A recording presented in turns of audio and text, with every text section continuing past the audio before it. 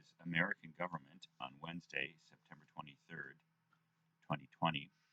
Um, Today we're going to be discussing McCulloch v. Maryland and the Lincoln Douglas debates again. And on Friday we'll turn to Putnam's Bowling Alone and Chambres, the New Citizenship, uh, and certain aspects of Wilson on Chapter 3 to finish up with Federalism. On Monday, we looked at the arguments for small local government, that government should remain on that level, primarily for the purposes of participation and attachment. And we'll see on Friday that Putnam and Chambres' call for more invigorated local communities in some ways is a re-invocation of that original principle of small community, even applied to aspects of today's modern life. And we also looked at the argument for strong national government as portrayed by that great advocate of strong national government, Alexander Hamilton. So in some ways, of course, the Constitution doesn't reject either of those values, because the framers created this new federalism in which you have both strong and supreme national government and also vigorous and independent, in some ways, local government.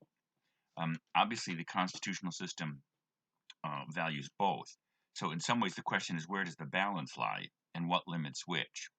So what we'll turn today is what limits the principle of state sovereignty or local government independence within the constitutional system. And the two readings for today, I think, point to the two primary limits on the independence of local government or state semi-sovereignty within the system.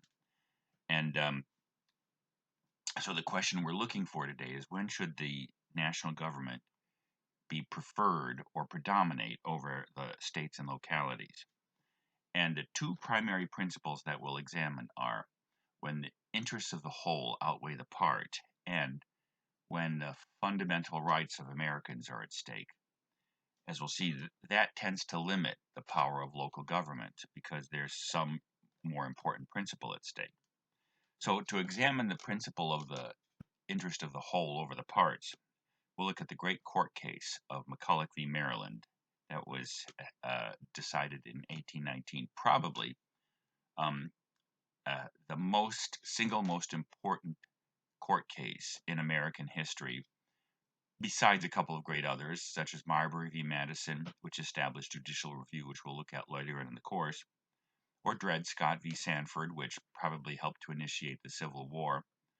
But in terms of how our country grew and the way the national government operates in our lives today, I think probably this is the most important Supreme Court case ever decided by, of course, one of the five great court cases decided by the first great Chief Justice of the Supreme Court, not the first Chief Justice, but the first great Chief Justice, John Marshall, who was appointed by John Adams in 1801 and sat on the court for 34 years. It was the longest tenure until certain justices in the modern term. So a little bit of background about the issue that generated this court case. A Bank of the United States. Again, as I said on Monday, it's difficult for students to understand how this was such a divisive issue, probably the most divisive issue until certain aspects of tariffs in the 1820s and 30s and slavery ascended into the national attention by the 1830s and 40s and came to dominate the nation until the Civil War. Why was the question of a national bank so divisive or so critical? Well, I think three things help to explain it. First of all, a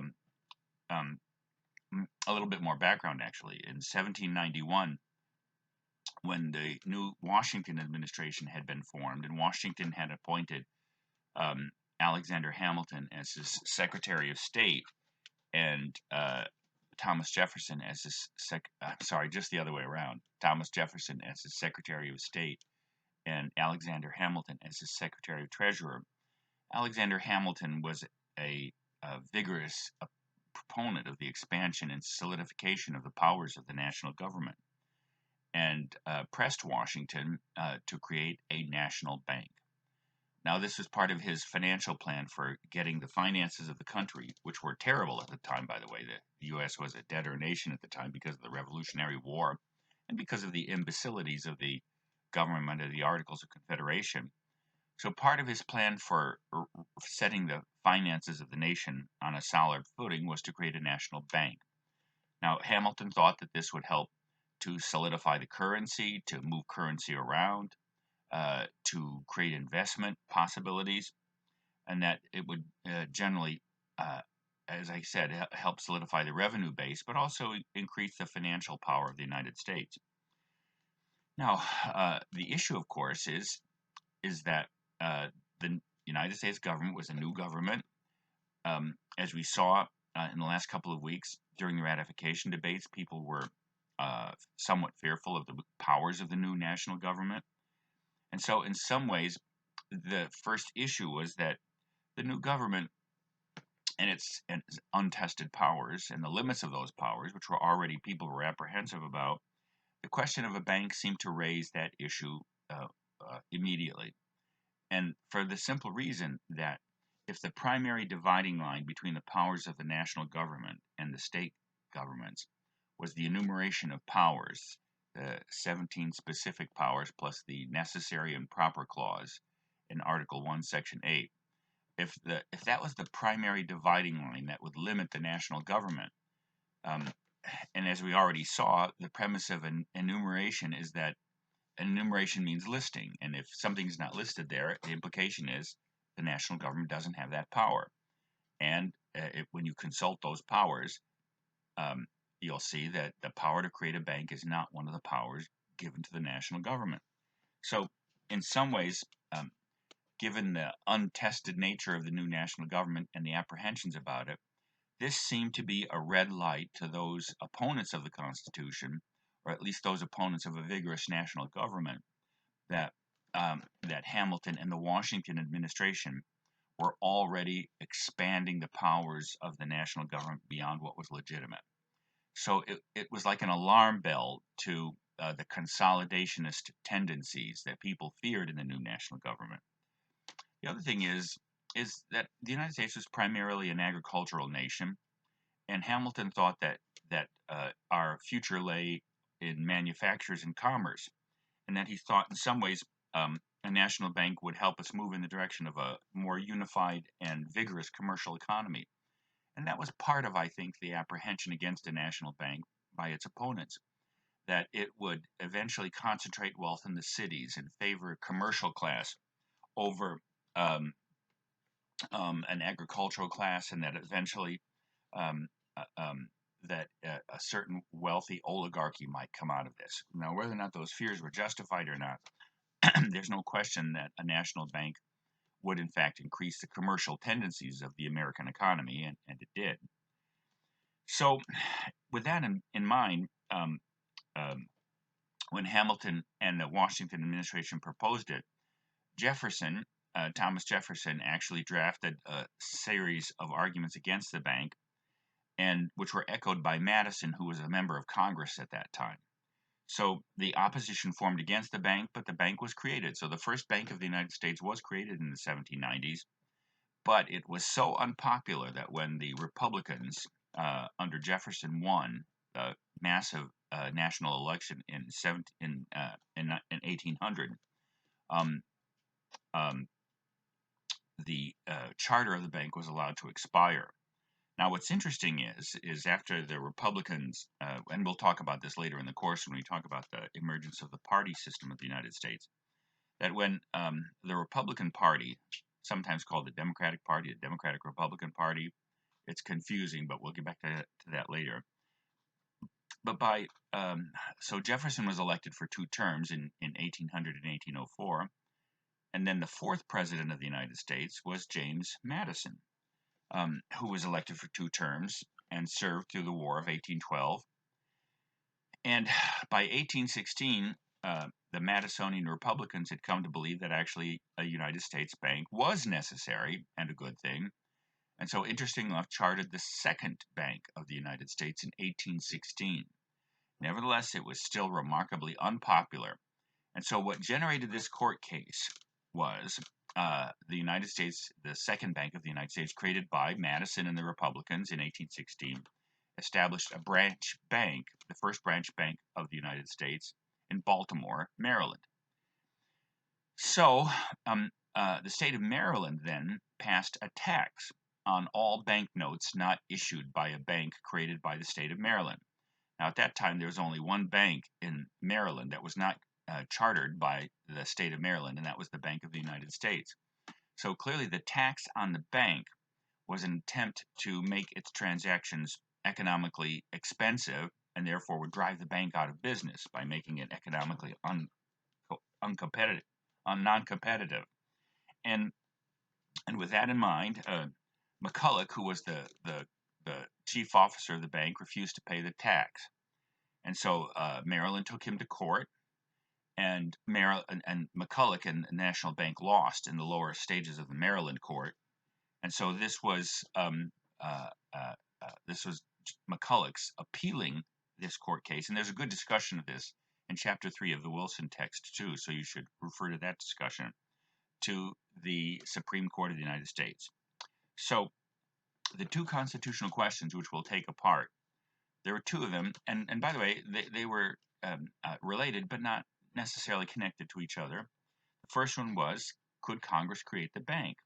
And we'll see that then turned on the interpretation of the nature of the national government's powers under the enumeration. And then the second question, not simply independent, related to the first question, was, could a state tax the bank?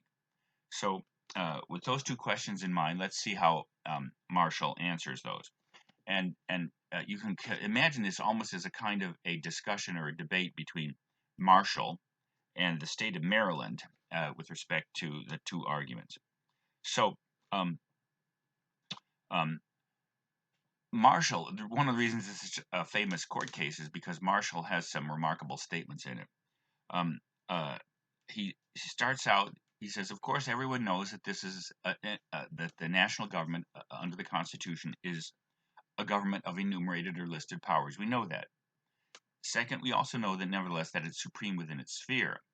Now, of course, the state of Maryland is arguing that to create a bank is not within its sphere because it's not enumerated.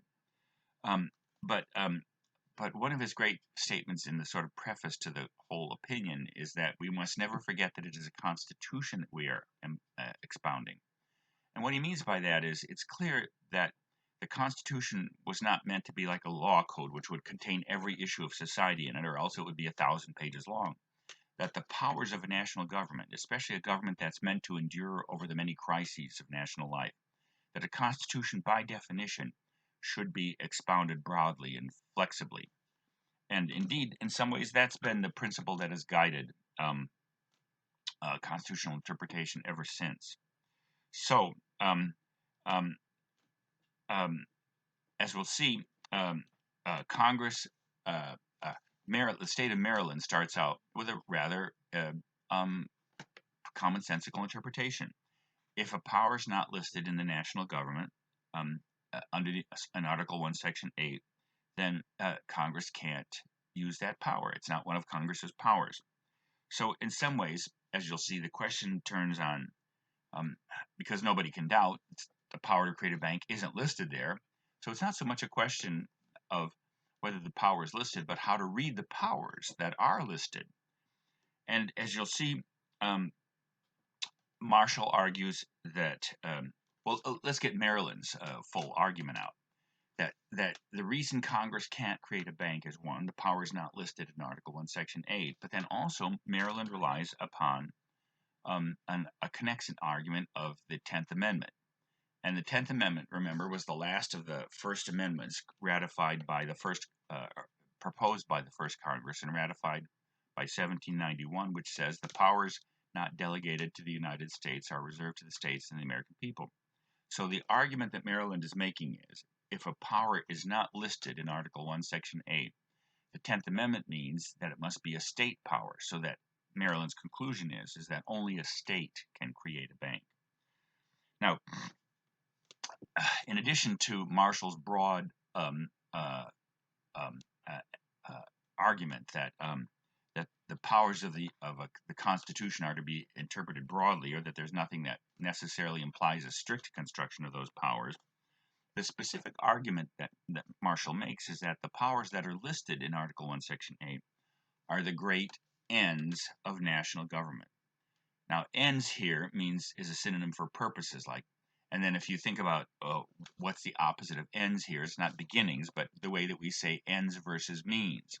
Ends are the goals, means are the ways by which the goals are obtained. So, so Marshall's first response is that since these powers are the great ends of government, the power to create a corporation or a bank is a means to those ends. And what are the great ends listed among the great powers in Article 1, Section 8? Such as the power to coin money, the power to regulate commerce. So Marshall argues that if those are the great purposes, then a bank is a means to those ends. And Maryland's response is that, well, the power to create a corporation is one of the great powers of government. A corporation is an artificial person, and government does create corporations, legal corporations that have legal rights and duties. And that, in some ways, Maryland's response is, well, but that's a great power of government. And Marshall argues in response, well, except you don't create corporations for an end in itself, you always create corporation to a means. So a bank or a corporation is clearly a means to an end, and therefore, since the enumeration lists ends or purposes, it doesn't necessarily have to list all the means to which the national government can resort to attain its purposes. So Maryland's second argument is an interesting and specific argument that comes down to this, that, that the last clause, and this is a famous clause in Article 1, Section 8, of the 18th clause is called the necessary and proper clause, that the United States government has the power to use all necessary and proper means to attain the above powers. So the question then becomes how to read the necessary and proper clause. And Maryland's argument is it's a limit on the powers of Congress, that it means that Congress can only use those means which are absolutely necessary, even if you grant Marshall's argument that what is listed as the great ends or purposes of government. So the question then turns on how to read Article 1, Section 8, Clause 18, the necessary and proper clause. So Marshall's response to the argument that the necessary and proper clause limits Congress's powers to those powers which are absolutely necessary is sort of brilliant. It's twofold. Marshall asked the question, if this were to be a limit on Congress's powers, where is it located? And of course, you know by now that it's located in Article 1, Section 8, which grants powers to Congress. Now, by now, since you've also read the Constitution very closely, you know that Article 1, Section 9 is where you find the limits on Congress's powers. So Marshall rather logically argues, if this were meant to be a limit on Congress's powers, wouldn't it be found in Article 1, Section 9 rather than Article 1, Section 10? Moreover, he makes a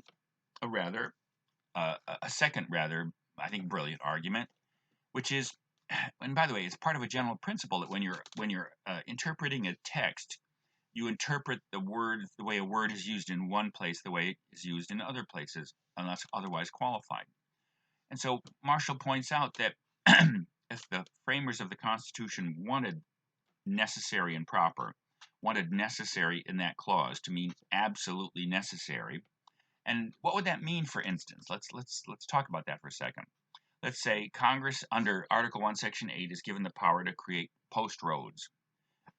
Let's say it was constructing a road and comes up to a river. Now, and then it just stopped because it's not given the power to create bridges. It's just roads. I think even Maryland would say, well, wait a minute. To make a road, you need a bridge, which is absolutely necessary, even if you could still have a ferry instead of a bridge. Nevertheless, even Maryland would argue that under necessary and proper, absolutely necessary, that you could argue you could infer the power to build a bridge. to complete a road, even if um, your standard was absolutely necessary. But Marshall's argument is that's not what the Constitution means when it says necessary. It doesn't mean absolutely necessary. Well, how does he know that? Here's his second argument. Again, if the framers meant to say absolutely necessary, they would have said so. How do you know that? He points out that in Article 1, Section 10, the power of states to collect revenue on imports is only what is absolutely necessary to retain their inspection regimens for imported goods.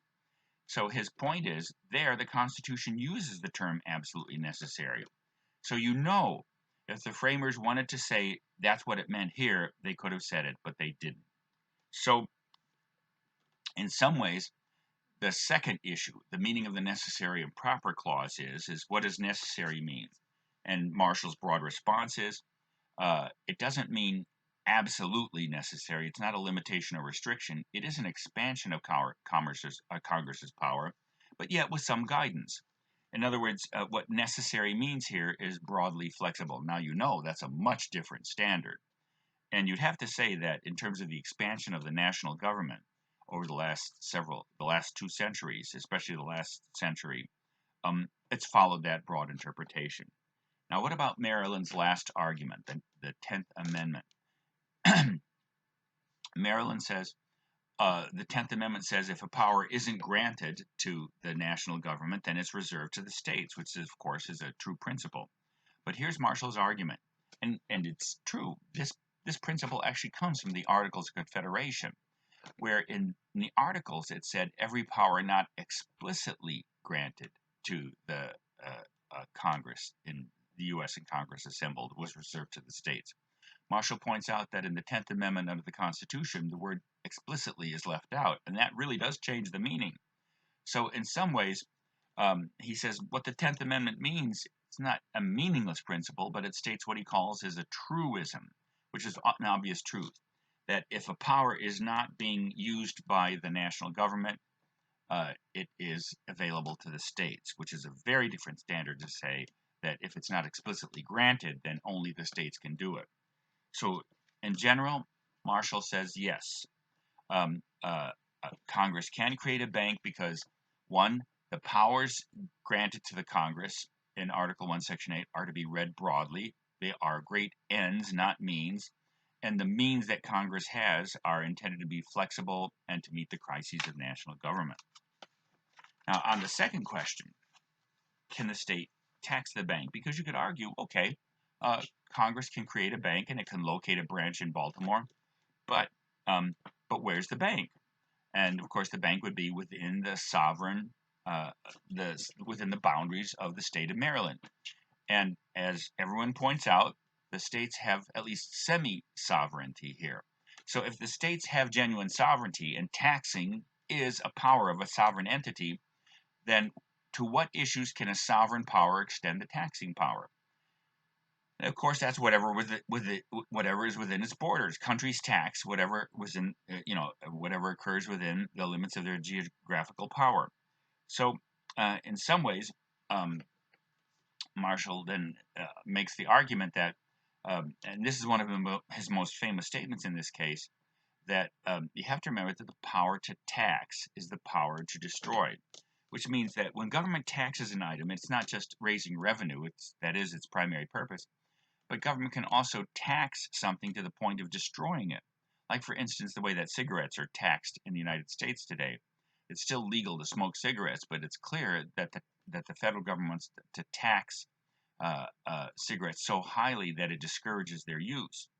So in some ways, Marshall then says, well, it's not the question of whether Maryland has sovereignty, but rather over what issues that sovereignty can extend.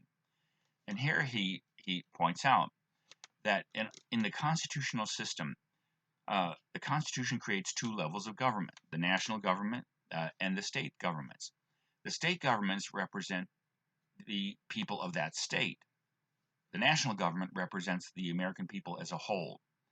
Therefore, to allow a state to tax an instrument of the national government would allow the people of a state, to destroy an instrument of the whole, and the whole is greater than the part. So in some ways, it's not so much whether Maryland or a semi-sovereign institution like our states have the power to tax, but they can't use their sovereign power to tax to destroy the whole nation or an instrument of the whole nation. So, so when there's a conflict between, so both the national government may tax and the states may tax, but they can't tax each other because they can't destroy each other.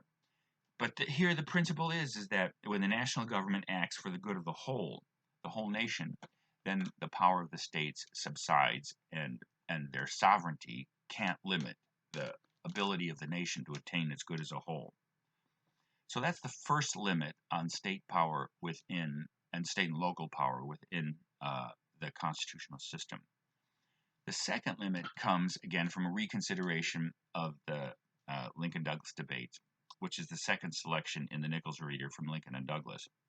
Now, in this selection, you get the clearer position that that divided Lincoln and Douglas in these debates.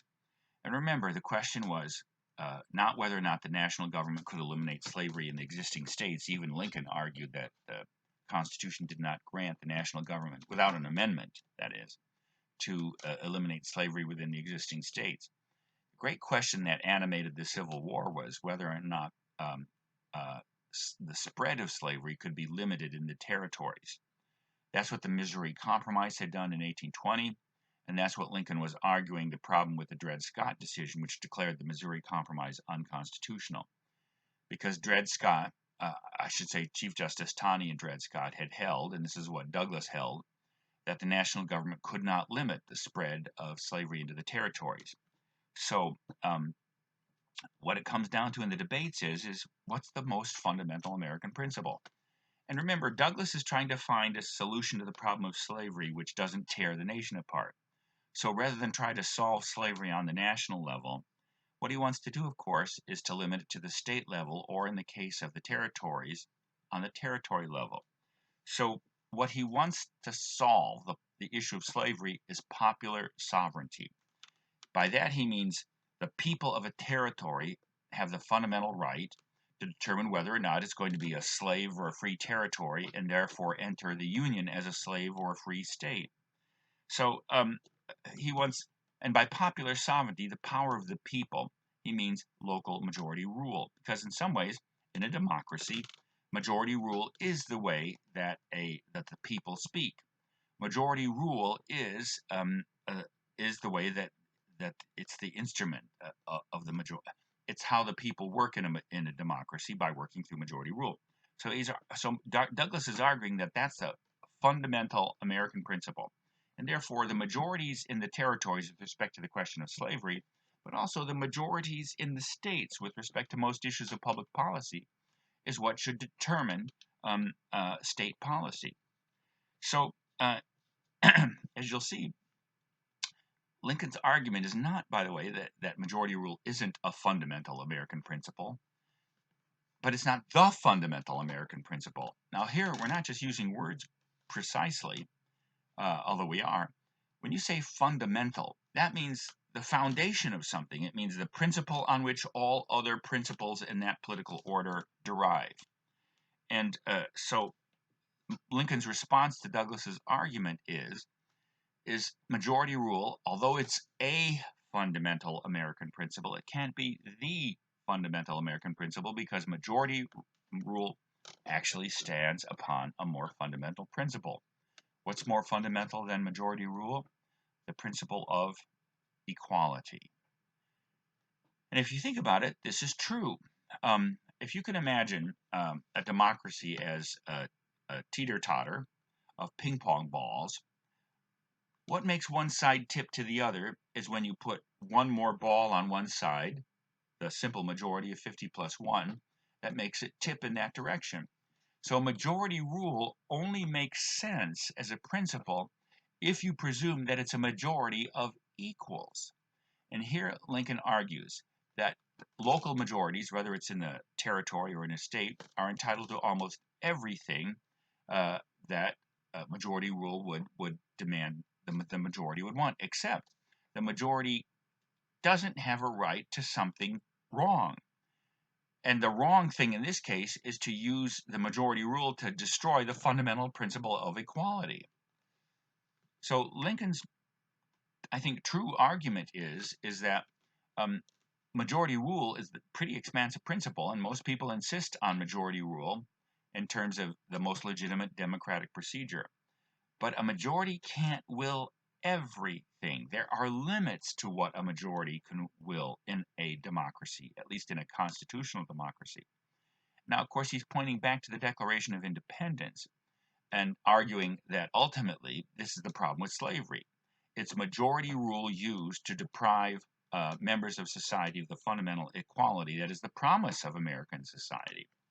So, as you'll see, that leads to the second great limit on the power of states within our system. In our system of government, as we'll see on Friday, almost all the real government that touches our lives as Americans does come from the state. It's true, the sphere of the federal government and its activity is much more active and present today, and in some ways it's led to a different kind of federalism, as we'll see on Friday. But nevertheless, the states are still vital centers of action and government in our lives. And the principle within each state is whatever the majority wants in terms of state policy, that's what determines what state policy should be, except when it comes to the fundamental rights of all Americans. Because if it's a fundamental right that defines us as Americans, then no local majority can deprive the minority within that state of the fundamental rights that all of us enjoy equally as Americans. And in some ways, that's of course what led to the abolition of slavery, the 13th Amendment. And in some ways, especially in our generation, the Supreme Court has increasingly turned to the National Bill of Rights to limit the power of local and state majorities over certain things like criminal procedure, like the Miranda rights. And in recent years, for instance, has overridden state laws that criminalized homosexuality in 2003. In 2015, it held that the Equal Protection Clause doesn't allow state majorities to privilege heterosexual marriage over homosexual marriage. In Roe v. Wade, it held that no state majority could deprive a woman of the right of privacy, which would include the right to obtain an abortion. So you'll see that this standard changes. You could say perhaps it progresses. And what that fundamental floor of American rights is may be of controversy, even among Americans. And for instance, look at the controversy over abortion and Roe v. Wade. Nevertheless, the principle that when the country decides that a right is so fundamental that it defines us as Americans, that therefore state majorities can't override or qualify that right, is one of the fundamental limits of state sovereignty in our system. So what you have from today's discussion then are the two primary principles that limit the power of states and local majorities and localities to govern as they see fit. Our states have semi-sovereignty. What makes that sovereignty semi-sovereignty is the two principles that limit it within the constitutional system. That when the national government acts for the whole, whether it's in foreign affairs or national commerce, etc., then the power of the states has to subside. It's almost as if when the national government acts for the whole of the nation, the states almost disappear, you might say, and there has to be a single uniform national regulation when the interests of the whole are at stake. And the other primary limiting principle is state sovereignty, state semi-sovereignty, and state power are limited when the fundamental rights that define us as Americans are at stake. So on Friday, we'll turn to the argument for perhaps limiting the national government in favor of states. And you'll see in the Wilson chapter, this is discussed towards the end of the chapter as the movement towards devolution, an attempt to reinvigorate or re-empower the states and localities within our system because of certain issues in society that face us today. So on Friday, we'll look to the argument for strengthening state and local government within our system, and I'll also cover some issues of residual federalism dealt with in the Wilson chapter.